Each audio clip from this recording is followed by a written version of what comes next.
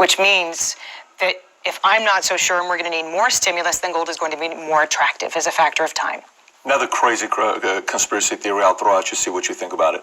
How much of this do you think it's coronavirus and, whatever's going on with U.S. and China? How much of this do you think is China saying, you know what, screw you, U.S., you're playing this hardball with me, I'm going to come and bully you in a whole different way that you won't even pay attention to it?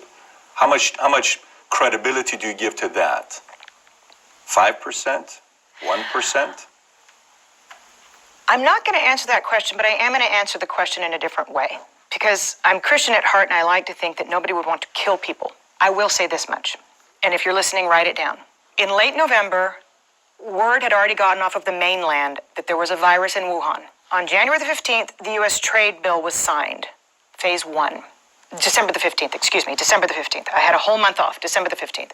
6 weeks later, the trade truce was signed with an out clause, a very clever out clause that the Chinese made sure was in there, that said if there was any kind of act of God, pandemic, then they didn't have to make good on what they had committed to buy from the United States. Within days, they announced the first coronavirus. So, did the Chinese know damn well that this thing was running around the world for 6 weeks before they shut down Wuhan? Yes, they did. Is that criminal? Yes, it is. Does it deserve to go in front of a world tribunal? Yes, it does.